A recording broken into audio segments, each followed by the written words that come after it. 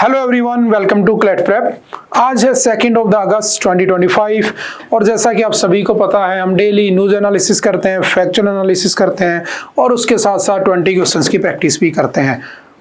तो चलिए चलते हैं आज के 20 क्वेश्चंस के प्रैक्टिस सेशन के ऊपर। आज का जो पहला क्वेश्चन हमारे सामने, under the surrogacy regulation act 2021 which type of surrogacy is allowed in India. तो आज हमने सैरोगेसी के ऊपर एक द हिंदू में बहुत अच्छा आर्टिकल भी पब्लिश हुआ था, हमने उसे पढ़ा था, जिसमें वो अलवर से राजस्थान से कपल जाते हैं सिकंदराबाद में और वहाँ पे सैरोगेसी से बच्चा पैदा करते हैं और उसके बाद उनके साथ 30-35 लाख रुपए का स्कैम हो जाता है। ठीक है, 90,000 में बच्चा खरीद के उनको दे दिया जाता है, बाद में उनका डीएनए मैच नहीं होता है और वो न्यूज़ निकल के आ जाती है। तो कौन से जो भारत है उसमें कौन सी सैरोगेसी अलाउड होती है, तो हमने एडिटोरियल में अच्छे से डिस्कस कर लिया है। तो आपको अगर पूरा जानना है तो आप एडिटोरियल देख सकते हैं। तो सैरोगेसी में हमने सिर्फ एल्ट्रुइस्टिक सैरोगेसी को अलाउ किया था कि आपको उसके अंदर सिर्फ कंपनसेशन दिया जाएगा। ठीक है, आपको थोड़े बहुत हेल्थ के हिसाब से पैसे मिल जाएंगे, ये नहीं कि 5 लाख रुपए में आप सैरोगेट मदर बन जाए, ऐसा पॉसिबल नहीं है, वो प्रोहिबिटेड है। ठीक है, तो option number C, that is altruistic surrogacy is allowed.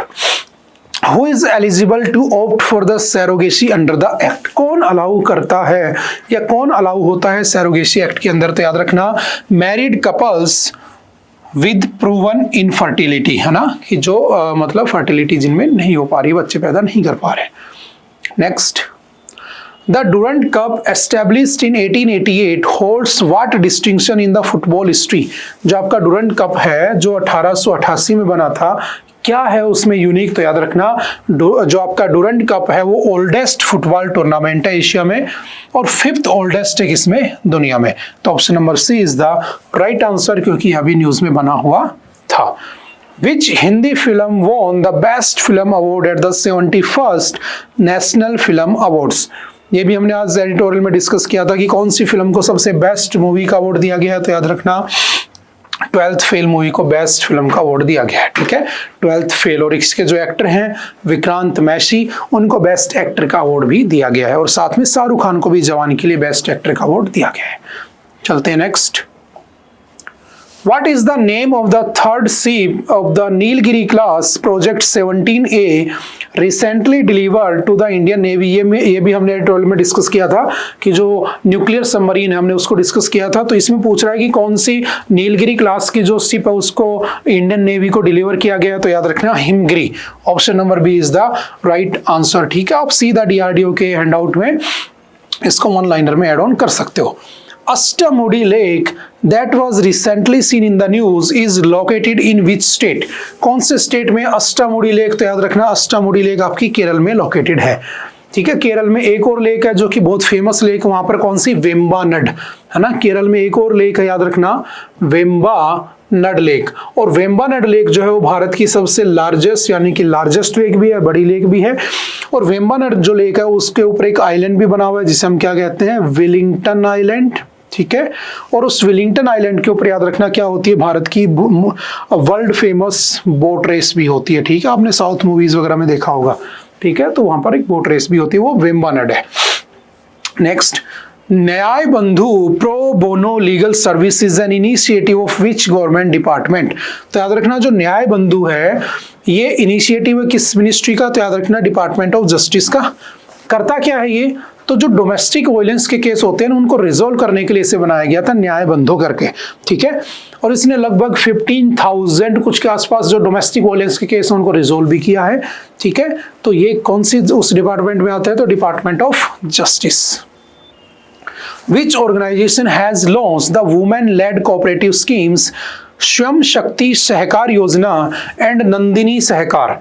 तो किसने लॉन्च किया? नंदिनी सहकार और स्वयं शक्ति सहकार योजना। तो आपका national cooperative development corporation NCDC ने। इसमें क्या होता है? तो आपने पढ़ा होगा आर्टिकल 43 के बी में लिखा है कोऑपरेटिव सोसाइटीज को कौन प्रमोट करेगा? स्टेट प्रमोट करेगा, क्योंकि 43 में क्या होता है? एक स्टेट की रिस्पॉन्सिबिलिटी है, वो क्या दे आपको? लिविंग वेज दे। और लिविंग वेज देने के लिए शहरों में तो इंडस्ट्रीज होती है, गाँव में कुछ होता नहीं है। तो गाँव में क्या किया जाए? इस कोऑपरेटिव सोसाइटीज के अंडर में सेल्फ हेल्पिंग ग्रुप बनाए जाएंगे और जो वुमेन्स के ग्रुप होंगे उनको लोन दिया जाएगा और वो क्या कर सकती हैं, कोई भी छोटा मोटा बिजनेस स्टार्ट कर सकती हैं और वो सेल्फ डिपेंडेंट बन सकती हैं। इसके लिए SSHG शुरू किए गए थे। ठीक है, तो कौन सा हो जाएगा? Option number A, national cooperative development corporation is the right answer. When was the Food and Agriculture Organization established? हमने मैंग्रोव्स वाली न्यूज पढ़ी थी, उसमें बताया था FAO ने कि कितना मैंग्रोव्स होना चाहिए, कितना है कितना नहीं है ना, भारत में सबसे ज्यादा कहाँ पर है, फिर वो भीतरकनिका में है, उड़ीसा के अंदर पहले नंबर पे सुंदरबन में है, हमने वो सब डिस्कस किया था। तो कब बना था FAO? तो याद रखना 1945 में बना होता है। ठीक है, option number B is the right answer. Which is the highest award in Indian cinema presented by the government of India? ये भी हमने डिस्कस किया था। सबसे हाईएस्ट अवार्ड कौन सा है? तो याद रखना दादा साहब फाल्के अवार्ड। और दादा साहब फाल्के अवार्ड 1969 में स्टार्ट किए गए थे और पहली बार किसको दिए गए थे? तो पहला अवार्ड दिया गया था देविका रानी को, मूवीज में उनके कंट्रीब्यूशन को लेकर। ठीक है, चलो बताना भारत की पहली फिल्म कौन सी थी, देखते हैं कौन बताता है। First film of India, Bharat की पहली फिल्म कौन सी थी? Who was the first recipient of the Dada Saheb Phalke award? तो अभी हमने डिस्कस किया था, कौन थी? Devika Rani. Option number C is the right answer. In which year were the National Film Awards were first instituted? तो कौन सी ईयर में बने थे? 1954 में। और इस बार 71st नेशनल फिल्म अवार्ड दिए गए हैं, ये भी हमने डिस्कस किया था एडिटोरियल में। At which international summit was the IMEC project? ये भी हमने पढ़ा था कि जो IMEC प्रोजेक्ट है वो अभी शांत हो रखा है, तो हमें उसे दोबारा स्टार्ट करने की जरूरत है। India middle east economic corridor. तो ये पूछ रहा है कि इसे कब अनाउंस किया गया था? तो याद रखना जो 2023 की G20 समिट हुई थी न्यू दिल्ली के अंदर, उसमें हमने इसे स्टार्ट किया था। और हम इसे इसलिए स्टार्ट कर रहे थे क्योंकि हमें जो BRI है, बेल्ट रोड इनिशिएटिव चाइना का, उसे क्या करना था? काउंटर करना था, तो इसलिए हमने इसे शुरू किया होता है। हालांकि मिडल ईस्ट कॉन्फ्लिक्ट के चलते वो अभी शांत हो रखा था, तो हमें उसे दोबारा रिवाइव करने की जरूरत आन पड़ी है। Which of the following countries is not a part of IMEC project? तो कौन नहीं है? तो इंडिया तो है, हमने पढ़ा था एडिटोरियल में, इवन हमने मैप के साथ पढ़ा था, तो सारे पोर्ट वगैरह भी याद कर लेना ना, अल जलेबी पोर्ट कहाँ पे है, वो सारे के सारे। ठीक है, इंडिया है, सऊदी अरब है, इटली है, लेकिन रशिया उसका पार्ट नहीं है, तो option number C is the right answer.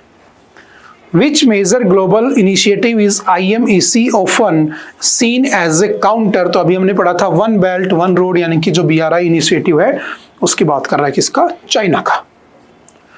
Which government body oversees the implementation of the Surrogacy Act in India?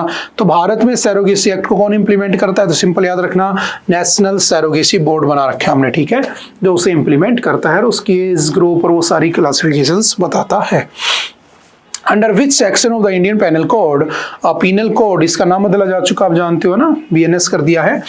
Is the offence of rape defined? तो रेप कौन से ऑफेंस में है? तो BNS की अगर बात करता है तो सेक्शन 375 में रेप की डेफिनेशन है और सेक्शन 376 में रेप के पनिशमेंट के बारे में लिखा हुआ है। हमने प्रज्वल रेवन्ना वाला जो केस पढ़ा था, ठीक है, तो आपको पता होनी चाहिए। Which section of the IPC provides for the punishment of rape? तो कौन सा है? तो आपका सेक्शन 376, ठीक है, उसमें पनिशमेंट लिखी हुई है। Which article of the Constitution ensures the right to life and personal liberty, which is often invoked in the rape cases for the victim protection? तो कौन सा आर्टिकल है? 21, क्योंकि किसकी बात करता है? राइट टू लाइफ की बात करता है ना। और राइट टू लाइफ में क्या आता है? पर्सनल लिबर्टी, और इसी में डिग्निटी आती है और इसी में प्राइवेसी आती है। ठीक है, तो ये सारे क्या हो जाते हैं? वायलेट हो जाते हैं, ना डिग्निटी ना प्राइवेसी। ठीक है, right to life article 21 is the right answer. 14 में क्या है? Equality before law. ठीक है, 19 में आपके 6 टाइप की फ्रीडम्स लिखी हुई है ना, और आपके 32 में रेट्स लिखी हुई है ना। आपने पढ़ा होगा habeas corpus, mandamus, prohibition, certiorari and quo warranto. Which Indian company acquired a major stake in Haifa Port in 2023? तो देखो हाइफा पोर्ट जो है, अभी मैंने बताया था, जो आपका IMEC है, India middle east economic corridor, उसका इंपॉर्टेंट पार्ट भी है। और उसके ऊपर जब इजराइल और ईरान की लड़ाई चल रही थी तो थोड़ा बहुत डैमेज भी हो गया था। तो किसने एक्वायर कर लिया था? तो उसमें 70% के आसपास स्टेक किसके हैं? तो अडानी पोर्ट्स। ठीक है, option number B is the right answer, ये भी ध्यान रखना।